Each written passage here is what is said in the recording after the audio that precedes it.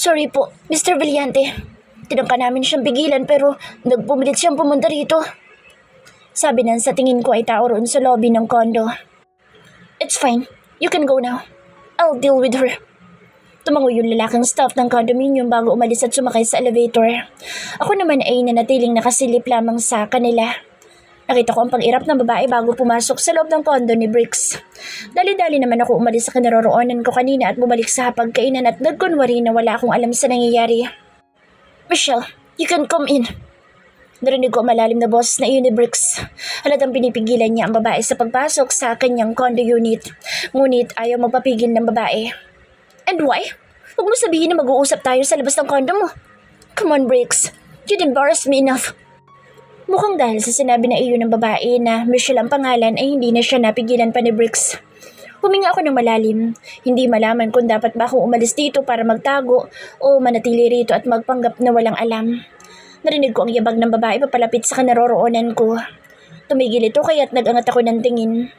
Nagkunwari pa ako nagulat nang makita ko siya sa harapan ko. Napansin ko rin na nagulat siyang makita ako. Mukhang hindi niya inaasahan na may ibang tao rito bukod kay Briggs. Sinasabi ko na nga ba, dapat ay kanina pa ako umalis dito at nagtago.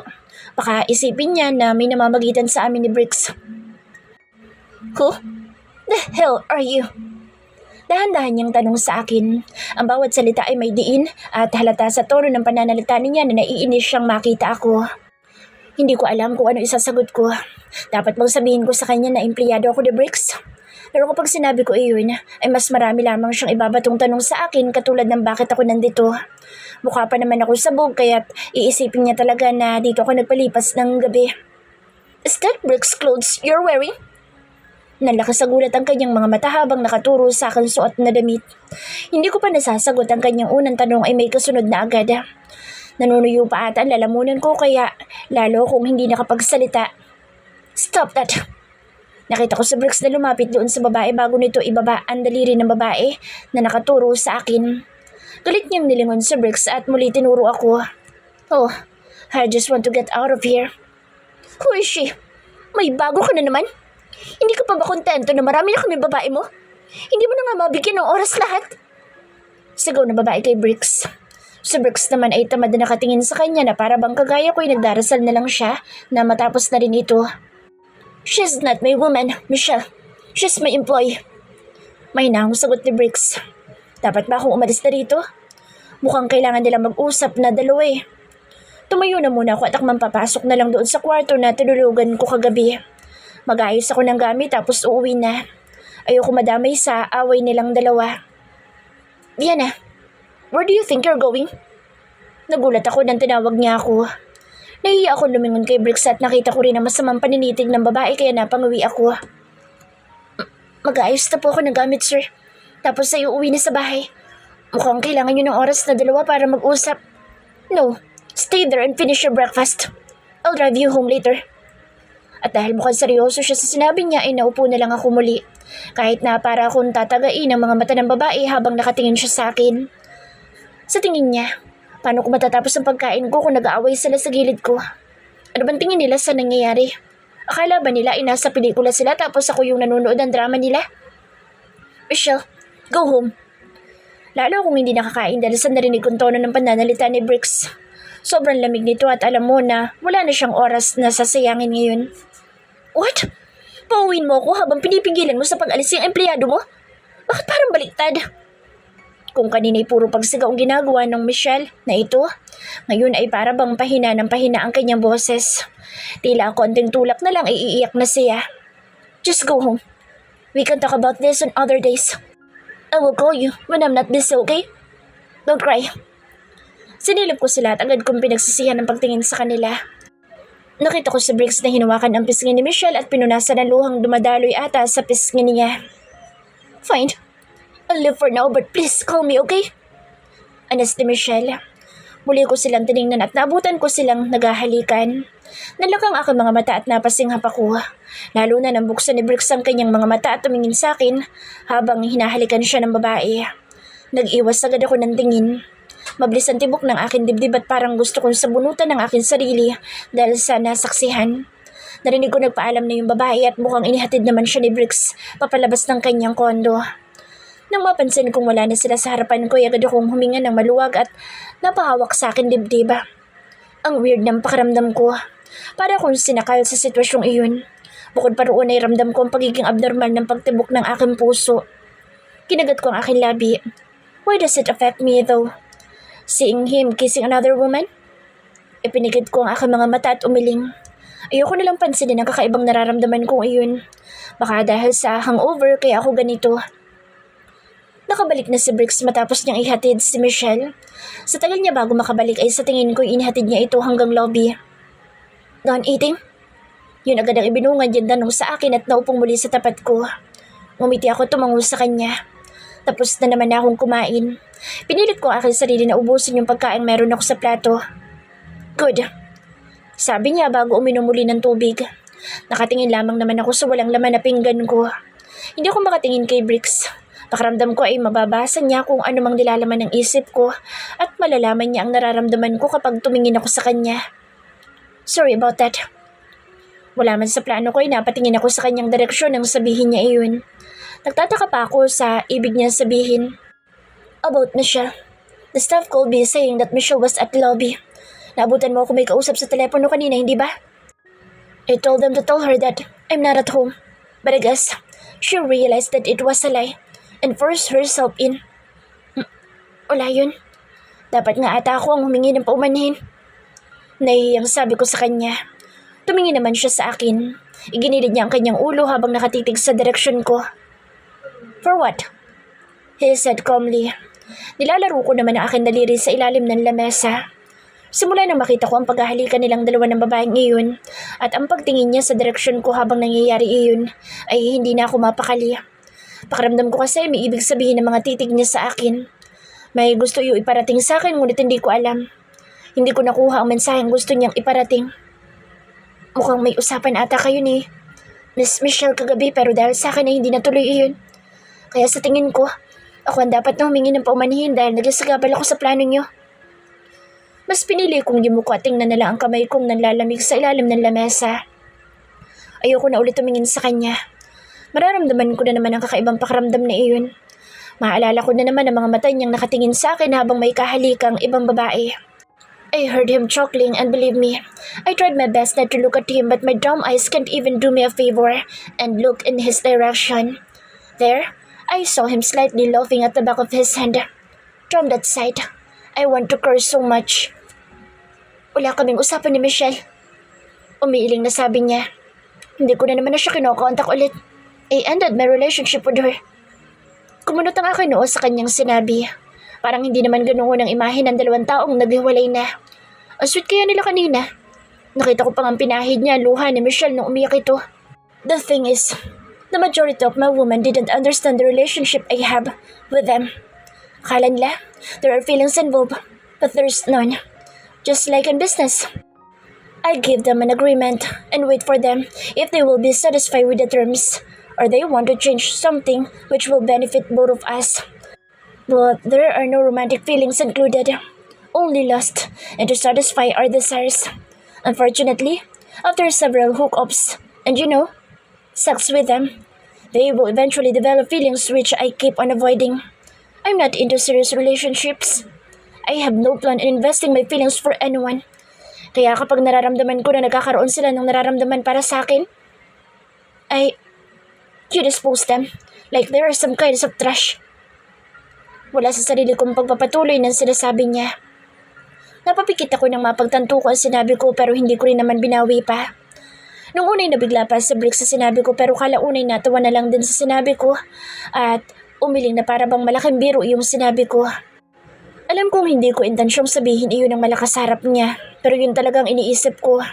Kapag umay na siya sa babae niya ay itatapon na lang niya o iiwan dahil madali naman para sa kanyang humanap ng pamalit. Not like that. I don't want anyone to cry because I love them or because I can't return their feelings. Though I choose to leave them when the time comes, I give them the closure they want so they can move on. Kahit na hindi naman ganoon na naging relasyon namin. Nakikipag-usap ako na maayos at hindi sila basta-basta iniiwanan. I'm a gentleman, Napanguso ko sa sinabi niya at inirapan siya. Parang hindi naman ganoon ang binalak niya sa Michelle na iyon. But okay, who am I to question him? Hindi ko naman alam ang mga ginagawa niya. Kung tutuusin ay hindi ko pa naman siya ganoong kakilala at mukhang wala na akong balak kilalanin pa siya. Oo na, hindi naman malayong matipuhan ko talaga sa Sir lalo na't ngayong wala na akong kasintahan. Pero ayoko rin mag-invest ng feelings or magsayang ng oras at pagmamahal sa isang taong hindi ka naman saseryosohin. Kung si Bricks ay walang balak pumasok ng seryosong relasyon, pues ako ay gusto ko. Hindi pa man sa ngayon pero gusto kong magpakasal sa hinaharap at magkaroon ng pamilya, no? Natahimik kami matapos ang pag-uusap na iyon. Marami man akong gustong itanong ngunit ayoko na lang magsalita pa. Baka isipin niya interesado akong mapabilang sa mga babae niya. Natigil ang aming katahimikan nang biglang tumunog ang cellphone ko na nasa kwarto. Ngumiti ako sa kanya at magalang na nagpaalam sa kanya. Tinunguan lang naman niya ako at tinayaan na umalis doon. Nagpunta ako sa silid na tinulugan ko kagabi at agad na hinanap kung nasa ng phone ko. Nang makita ko iyon ay agad kong tiningnan kung sino ang tumatawag. It's Elaine. Bakit kayo ito tumatawag? Hello? Elaine? Pagbati ko sa kanya nang masagot ko na ang kanyang tawag. Isang malakas ngunit ipit na palirit ang aking narinig mula sa kanya. Nailayo ko naman sa akin tenga yung cellphone ko. Vienna! OMG! You wouldn't believe what happened to me! Halata ang kasiyahan sa kanyang boses. Napanguwi naman ako dahil sa pagsigaw-sigaw niya. See, pero pwede bang huwag ka sumigaw? Ang sakit kasi ng tenga ko dahil sa pagsigaw niya. Pakiramdam ko'y mababasag ang aking eardrums sa kanyang ginagawang pagsigaw sa kabilang linya. Sorry, wait lang. Kakauwi ko lang eh. Ihinga muna ako. Naupo lang din muna ako sa kama habang hinihintay ang kanyang sasabihin. Ano kaya yun? Baka ba naman itong si Elaine? Ayaw pa sabihin kung anong gusto sabihin. Hoy, hanggang kailan mo ko paghihintayin? Tanong ko sa kanya. Ang tagal kasi bago masundan muli yung sinabi niya kanina. Tumawa lamang naman siya sa kabilang linya. Well, guess what happened last night? Napairap ako sa kanyang sinabi. Wala ako sa wisyong manghula ng kung anong nangyari sa kanya. Ayoko, spill it. Ang tagal-tagal niya akong pinaghintay tapos ay paghuhulain niya pa ako? No way. Ano ba yan? Ang KJ mo talaga. Pag-iinarte niya. Napairap naman ako sa hangin. Ayaw na lang kasi sabihin. Ang daming commercial break talaga ng babaeng ito. Kagabi kasi, we were in Taguig. Friday kasi, so nagkayayaan. Since hindi namin kaya sa Revel dahil pricey, doon kami sa malapit lang na bar sa Revel. Tumawa-tawa pa siya na para bang tuwang-tuwa siya sa nangyari sa kanya kagabi.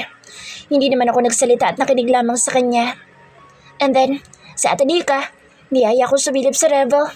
Kahit sa labas lang ba, since hindi naman kami basta-basta papapasukin doon. We went there, and may nakabungguan ako. Hindi ko masabi kung kinikilig ba siya o nakikiliti siya. Ewan ko dito. Buti na lang at naiintindihan ko pa rin ang pagsasalita niya. Nagwapuhan ako sa nakabungguan ko. Langya, sobra. Kulang na lang malaglag yung panty ko sa sobrang gwapo, sis. Tumawa siya at natawa rin naman ako sa sinabi niya. Lagi talaga siyang ganito sa mga nakikilala niyang gwapo. Tapos, tanong ko, ang tagal kasi ng kasunod. Pero syempre nagsorry ako, no? Initaan ako, sis. Yung bra ko, munti ka nang sumunod sa panty ko at mahulog din. Muli na naman kaming natawang dalawa.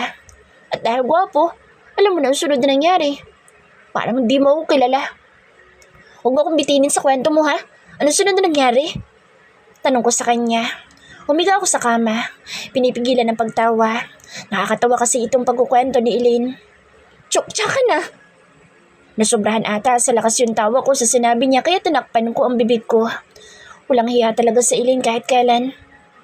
Elaine, kaga ka talaga. Sagaw ko sa kanya sa kabilang linya habang nagpipigil sa pagtawa. Aba sis, ang gwapo kayo tapos amoy mayaman pa. Alam mo naman ako. Sabihin na nilang gold digger ako pero kapag madatong, ikaw na. Siyempre, nilindi ko muna, no? Kahit na nasa labas kami ng bar, niyaya ko siya na kung gusto niyang umalis doon. Langiya, dinala ko sa kondo niya, sis. And if you know, you know. Halos, malagutan ako ng hininga sa kwento ni Elaine. Tawang-tawa ako sa kanya. Hindi ko inuhusgahan sa Elaine dahil alam ko naman ang mga pangangailangan niya. If you know sugar dating, mahilig siyang pumasok doon at mukhang may bago na siyang target. Feeling ko, magkikita pa ulit kami. Hinatid niya ako dito sa bahay. Iniwan ko pa nga number ko sa kanya. Lang sis, bachelor eh. Papakuwalan ko pa ba? Siyempre hindi na. Tapos gwapo pa. Muli kong nailayo sa tenga ko ang aking cellphone dahil sa muli niyang pagtili. Natatawa pa rin naman ako sa kanya. Ikaw, nakuha mo bang number? Maging pangalan man lang? Baka kasi todo kulig siya at hindi naman niya nakuha ang pangalan na lalaking nilandi niya kagabi. Di wala rin. Malay mo, hindi na siya tawagan pa ulit. Oo, binigay niya rin number niya sa akin. Baka siya na si Mr. Right. Char. Mula ako natawa sa sinabi niya. Oh, anong pangalan? Malay mo, anak pala ng senador. Pagbibiro ko, imposible naman kasi iyon, no? Kahit pa sabihin natin, maliit ang mundo. Naku sis, talo pa ang anak ng senador. Kilala ko to eh. Naririnig ko ang pangalan ng pamilya niya sa business world. Napailing ako habang nagpipigil ng tawa dahil sa pagsasabi niya ng business world. Pag yan, hindi ko kilala ha. Brillante sis. Piling ko'y narinig mo na rin ang apelidong yun. Marami silang businesses at isa siya sa mga nagmamanage ng isa sa mga business nila. Nalakang aking mga mata sa narinig. Napatayo ako mula sa pagkakahiga dahil sa gulat. Sino? Ano pangalan? Tanong ko sa kanya. Kinakabahan man at natataranta ay hindi ko ipinahalata kay Eileen. Hindi ko rin naman nababanggit sa kanya kung saan ako nagtatrabaho ngayon. Avion, Brillante sis. Kinikilig pa rin ako hanggang ngayon. Sana maulit. Sana tawagan ako ulit.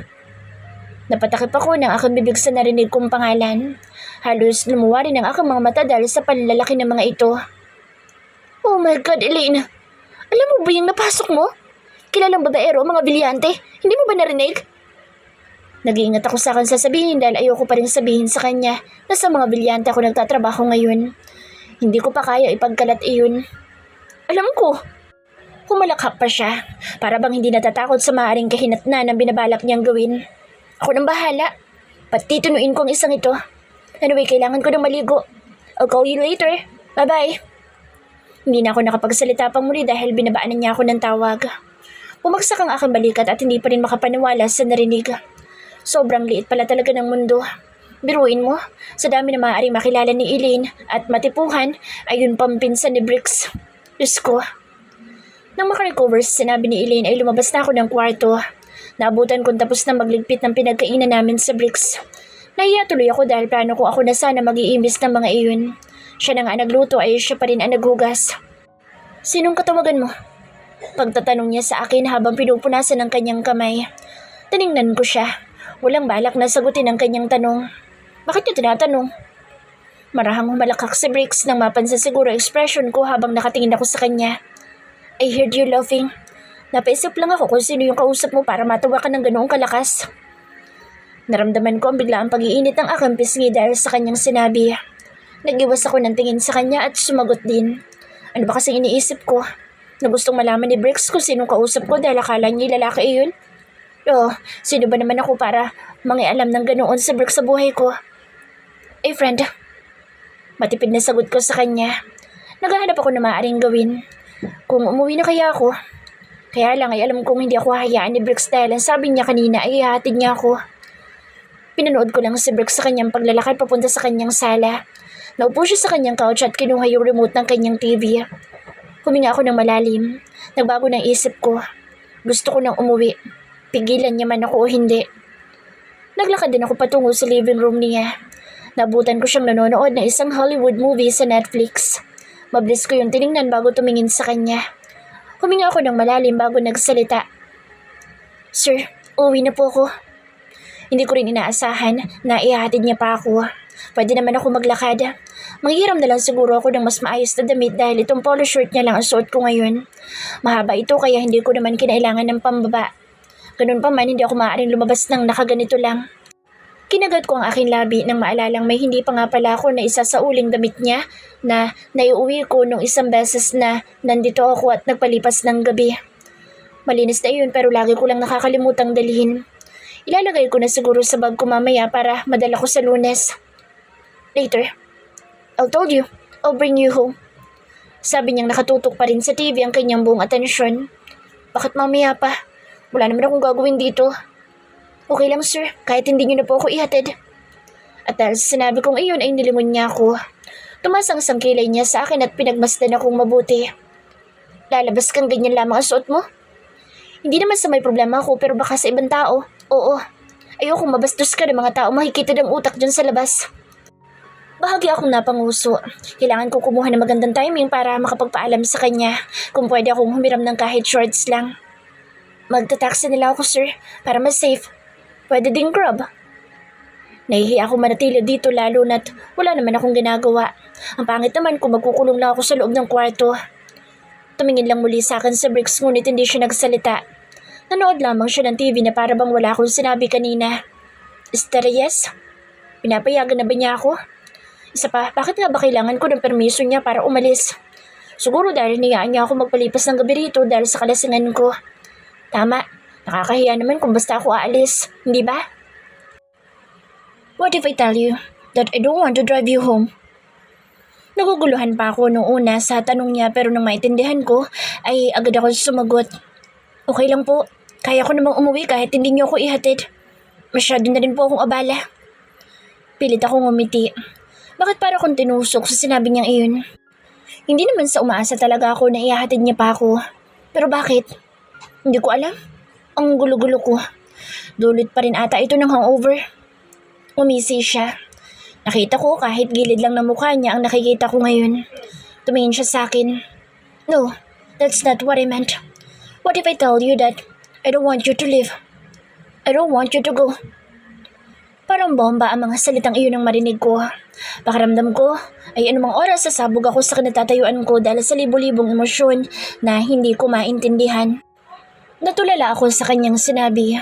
Hindi ko alam kung matutuwa ba ako sa narinig o mas dadagdag lamang iyon sa magulo kong nararamdaman. Mabigat ang aking paghinga. Hindi ko maibuka ang aking bibig dahil hindi ko rin naman alam ang aking sasabihin kung sakali mang ibuka ko iyon. Why are you always in a hurry going home? By the way, ayaw mo bang kasama ako? Another dumb bomb. Hindi pa ako nakaka-recover sa una niyang sinabi ay may panibago na naman. Hindi sa ganoon, sir. Baka kasi nakakaabala ako sa inyo kaya mas pinipili kong umuwi. Totoo naman. Isa sa rason kung bakit lagi akong pauwi sa tuwing nandito ako ay dahil nahihiya ako sa kanya na baka nakakaabala ako. So kapag sinabi kong hindi ka nakakaabala, will you choose to stay? Hindi niya nakatingin sabi sa akin. Mabuti na lang talaga at hindi siya nakatingin sa akin dahil kung hindi baka napansinan niya ang panginginig ng akin tuhod. Bakit ba niya ito sinasabi? Ako lang ba nagbibigay ng ibang ibig sabihin sa kanyang mga salita? O talaga namang may ibig sabihin iyon? Ayokong mag-assume. Baka sa huli ay ako lamang ang talo. Isa pa, hindi ba't kasasabi lang niya na hindi niya gustong pumasok sa mga relasyon? Alam ko na wala naman siyang binanggit sa akin na gusto niyang magkaroon kami ng relasyon. Pero sa mga sinasabi niya ay hindi ko mapigilang mag-isip ng ganoon. Umiling ako at marahang pinawi ang mga iniisip kong iyon. Hindi dapat ako tumalon sa mga ganoong konklusyon. Baka isa lang ito sa mga patibong na bricks para mahulog sa kanya ang mga babae pagkatapos ay iiwanan niya. Hindi ako dapat na magpadala sa mga salitang mula sa kanya na maaaring wala namang laman. Nanatili lamang ako nakatayo sa likod ng couch habang nakatingin sa kanya. Pinaliliitan ko siya ng mata habang sinasabi sa sarili na hindi ako magpapadala sa kahit na anong sasabihin niya. Hindi ako mahuhulog sa patibong ng lalaking ito. Maaaring may pagkamarupok nga ako na kung pakita mo sa akin na mahalaga ako ay maaari akong mahulog sa isang tao ngunit masyado na ring malala ang trust issues ko dahil kay Oliver. Tataasan ko na ang bakod na ginawa ko para hindi ako basta-basta maloko ng mga lalaki. Tatayo ka lang ba dyan, Viana? Akong nangangalay sa'yo. Tinapik niya ang tabi niya at tumingin sa akin. Come here and sit with me. The movie is good. You should watch it. Wala ka rin namang gagawin sa apartment mo. Tama naman siya na wala din akong gagawin sa apartment ko pero mas okay ako doon mag-isa at tulala kaysa kasama siya. Hindi ako mapapakali sa ganito. Wala akong nagawa at naupo na lang din sa tabi niya. Halos isiksi ko ang sarili sa pinakadulo ng couch para lang mapanatili ang malaking distansya sa pagitan namin dalawa. Napansin ni Unibricks na agad niya ikinatawa. Tom, the way he loves. Why is it so freaking hard? Langya, Viana, ang rupok mo talaga. Bakit ang layo mo? Para kang takot na takot sa akin ah. Hindi ko siya pinansin at nagpanggap na lang na nanonood ng movie na pinapanood niya. Ano ba itong pinapanood niyang ito? Bakit parang Ay, gago! Hindi ko mapigil ang mapatalon at mapasigaw sa gulat. May bigla kasing nagpakitang babae roon sa pintuan. Tumawa si Bricks dahil sa pagsigaw ko. Hindi naman yan horror. Huwag kang sumigaw. Walang tigil siya sa pagtawa dahil sa pagsigaw ko habang ako naman ay nilalamon ng kahihiyan. Bakit ba kasi timing pa na nasa nakakagulat, nakaganapan ako napatingin sa TV. Hindi raw horror pero may multo. Hindi ko mapigilan ang bibig ko. Kasi naman may multo naman talaga. Hindi yan horror.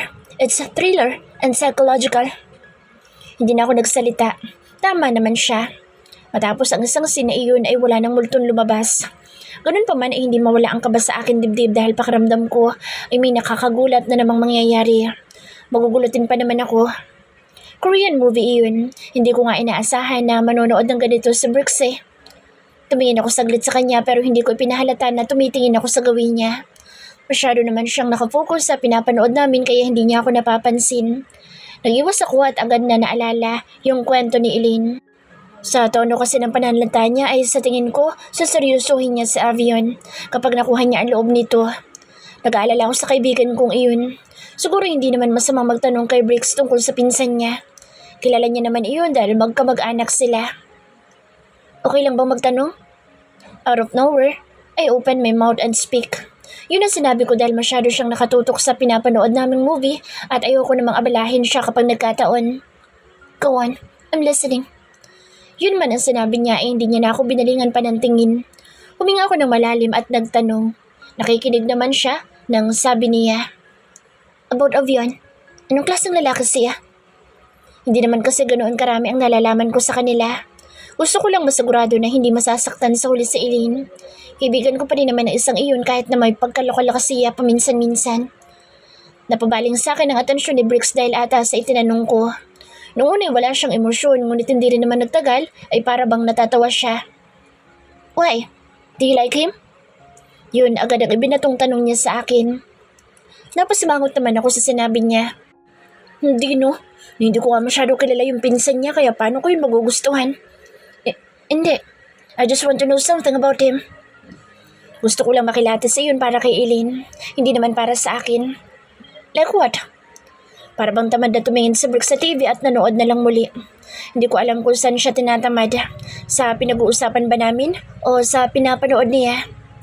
Like, anong klaseng tao siya? Again, this is for Eileen. Pero hindi ko naman din pwedeng sabihin sa kanya na para ito sa kaibigan ko dahil ayoko mapunta siya sa maling tao. Baka mamaya i-build up niya ang pinsan kahit hindi naman ganoong klase iyon. He gave me a side-eye glance pero mabilis lang iyon. Nag-iwas din agad siya ng tingin sa akin. Nilalaro niya ang kanyang labi habang nakatuon ang siko niya sa gilid ng couch. If you were to fall in love with Eveliante, here's a guide for you. Bahagyan niyang inilayo ang kanyang kamay sa kanyang labi at muli nagsalita. Be careful with Bernard since he's the most womanizer. Second to the list is Avion. Umayo siya ng upo at tumingin sa akin. Did you get the message? Sapat na mga salitang iyon para masabi ko na nasa malaking patibong sa Eileen. Scary. Kailangan ko siyang balaan. Sinasabi mo bang hindi pa ikaw number 1 sa listahan ng pinakababaero sa pamilya mo? Akala ko ay siya ang number 1 eh. Mali pala ako. Sa Bernard pala. Tumawa si Bricks sa sinabi ko. Napatingin ako sa kanya habang kunot ang noo ko. Hindi naman ako nagbibiro. Mukha naman talaga siya ang pinakababaero sa kanilang lahat. I apologize if you view me like that, Vienna. I'm sorry to disappoint you but I'm not. Mukha man ako maraming babae pero bilang mo lang siya sa daliri. That's still a lot. Anong kaibahan mo sa mga pinsan mo? Marami pa din siyang babae. I have no woman for pleasure but I don't date them. My cousins, on the other hand, have a lot. Your hands won't be enough to count them and they do that for both pleasure and entertainment. Sila yung literal na babaero. They will date someone for a short period of time and then they will drop them. Just like that. Kapag nagsawa na sila. Tapos, hahanap na sila na bago. Still, I don't see any difference. Oh well, nabanggit niya nga pala yung tungkol sa agreement na meron sila at yung mga sinasabi niya mga babae niya. Kinuha ko ang aking cellphone at agad na itinext sa Eileen. Ayoko naman na lumapit na umiiyak sa akin ng kaibigan ko dahil lang pinaiyak siya ng pinsan ng boss ko. Eileen, run. Avian is dangerous. Nang maisan ko iyon ay muli ko na ibinalik ang aking atensyon sa panonood nang mapansin ko ang paninitig ni Bricks sa tabi ko. Nilingon ko siya at nabutan ko siyang nakatitig sa akin habang nakapatong isang bahagi ng kanyang pisngi sa kanyang palad. Do you like Avi? Tanong niya sa akin na siyang ikinagulat ko. Gusto kong matawa dahil parang isang biro ang narinig ko. Ako? Magkakagusto kay Avion? Hindi no. Don't get me wrong. Avion is indeed good looking, but he's not my type. Hindi siya yung tipo na lalaking kahuhumalingan ko. Hindi Pagtanggi ko. Pinipigilan ko pa ang sarili ko na matawa. Itinunghay niya ang kanyang ulo bago ipinatong sa backrest yung kaliwang braso niya. Then, why are you asking about him? Hindi man halata sa kanyang mukha ngunit may pait sa kanyang pananalita. Para bang nakakain siya ng ampalaya dahil sa pait ng tono niya. Nothing. Nag-iwas ako ng tingin at nagpanggap na nanonood. Wala lang ako maintindihan sa pinapanood namin. Basta ang alam ko ay nagkaroon ng dissociative amnesia yung lalaki at may pinatay siya. Climax na ng movie pero wala pa rin ako naintindihan dahil sa pag-uusap namin ni Briggs kanina. Tapos ngayon ay ayaw akong tantanan ng mga mata niya. Paano ako makakapanood ng maayos? Can you stop staring at me? Naglakas loob ako sabihin iyon sa kanya. Hindi na talaga ako komportable sa paninitig niyang iyon. Pakiramdam ko'y matutunaw ako sa mga mata niya at hindi ko nagugustuhan ang nararamdaman ko sa tuwing ginagawa niya iyon. Uy! May mapaglarong ngiti sa kanyang labi habang nilalaro iyon ng kanyang daliri. Nakakainis. Lalo lamang ako hindi mapakali sa ginawa niya iyon. Why are you looking at me though? May dumi ba ako sa muka? Nilakasan kong aking loob na tumingin sa kanya. Hindi pa rin naglalaho ang mapaglarong ngiti na meron siya. No, I'm just admiring the view. Nanlakang aking mga mata sa sinabi niyang iyon. No way I'm hearing this shit right. Are you flirting with me? Makapal na kumakapal pero yun talaga nararamdaman ko ngayon. Nilalandi niya ako. He giggles, which is so sexy. But still, no. I'm complimenting you, Vienna. Magkaiba yun. Confirm, he's teasing me. Nararamdaman ko na binibiro niya lang ako. Kung bakit ay hindi ko alam. Ano ba itong si Briggs? Gusto ko nalang tuloy talagang umuwi. Nagangat ako ng tingin sa kisame at mumuntong hininga. Nagdesisyon ako na huwag na lang siyang pansinin pa. Narinig ko naman ang malalim niyang boses habang tumatawa sa gilid ko. Gusto ko siyang sakalin.